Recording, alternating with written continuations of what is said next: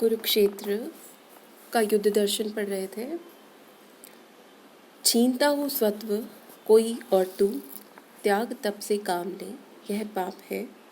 पुण्य है विच्छिन्न कर देना उसे, बढ़ रहा तेरी तरफ जो हाथ हो। अगला बिंदु है देह की लड़ाई देह से। त्याग, तप, करुणा, दया, क्षमा आदि गुण मनुष्य के व्यक्तित्व में निखार लाते हैं, उसे मनुजत्व से देवत्व की ओर ले जाते हैं। इन्हीं गुणों की साधना करना मनुष्य के लिए लाभप्रद है, किंतु यह केवल व्यक्ति धर्म है, सामान्य धर्म है। युद्ध मानव धर्म के एकदम प्रतिकूल है। आत्मबल से मन की शांति तो प्राप्त की जा सकती है, लेकिन इसके आधार पर देह का भौतिक युद्ध नहीं जीता जा सकता। जब सामने अत्याचारी शासक तलवार उठाकर युद्ध के लिए तैयार हो, तो मानव का आत्मबल अथवा मनोबल का कुछ वश नहीं चलता। कौन केवल आत्मबल से जूझकर जीत सकता देह का संग्राम है। पाश्विकता खड़ग जब उठा लेती, आत्मबल का एक बस चलता नहीं। पराजित व्यक्ति का तो एकमात्र धर्म है प्रतिशोध, खोए हुए आत्मसम्मान की पुनः प्राप्ति। क्षमा शोभती उस भुजंग को जिसके पास गरल हो, उसको क्या जो दंडहीन विष रहित विनीत सरल हो।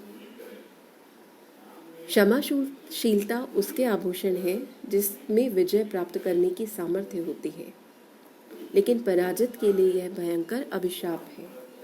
जेता के विभूषण सहिष्णुता क्षमा है, किंतु हारी हुई जाति की सहिष्णुता अभिशाप है।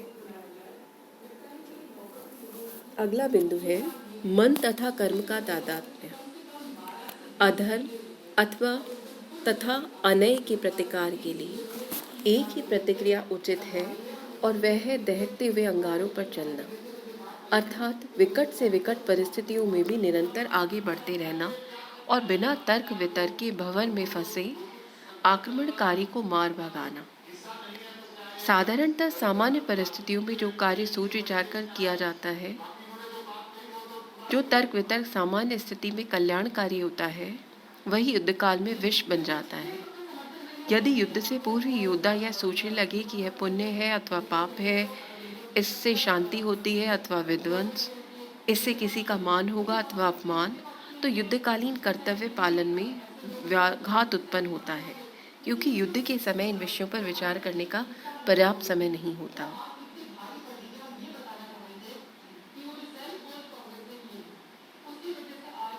जहाँ भुजा का एक पंथ हो, अन्य पंथ चिंतन का, सम्यक रूप नहीं खुलता उस द्वंद्वग्रस्त जीवन का।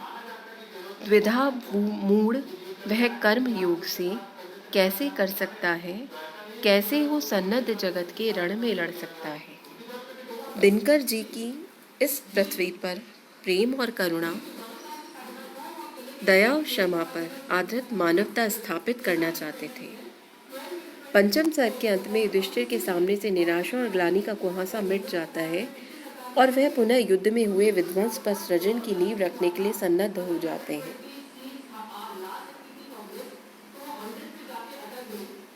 रण छिन्न लता के शांति सुधा फल के लगने का स्वप्न सजोते हुए उनके अंतर्मन का द्वंद्व समाप्त हो जाता है, और वे कह उठते हैं, कुरुक्षेत्र की धूलि नहीं इति पंथ की, मानव ऊपर और चलेगा।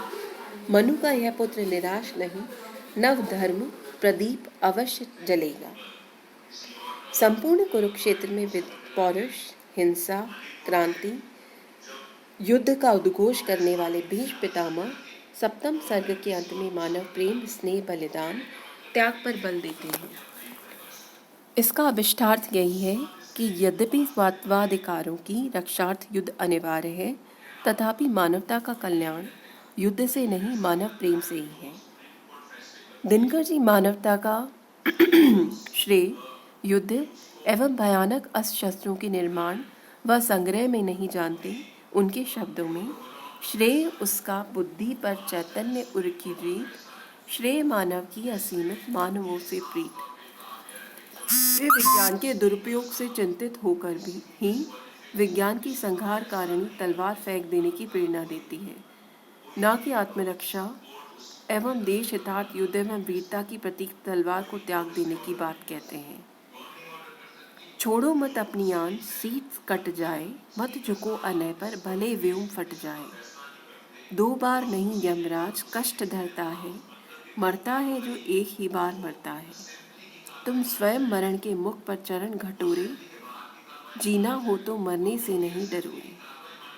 कुरुक्षेत्र में व्यक्त युद्ध दर्शन वस्तुतः मानव के भौतिक एवं आध्यात्मिक जीवन में तादात्म्य स्थापित करने का सफल प्रयास है। विषमताओं से पीड़ित सृष्टि में समानता लाने हेतु, मानव मन में बुद्धि एवं भाव से संतुलन स्थापित करने हेतु, शाश्वत मानव मूल्यों की रक्षा हेतु शौर्य एवं साहस से अन्याय एवं अधर्म का विरोध अनिवार्य एवं अपरिहार्य है। यही कुरुक्षेत्र का योगक्षेमकारी जीवन दर्शन है। इसी कल्याणी जीवन दर्शन से प्रेरित होकर दिनकर जी कह उठते हैं, साम्य की बह रश्मि स्निग्ध उधार, कब खिलेगी कहाँ खिलेगी विश्व में भगवान, कब सुकोमल ज्योति से अभिषिक्त हो सरस होंगे जली, सुखी रसा के प्राण। धन्यवाद।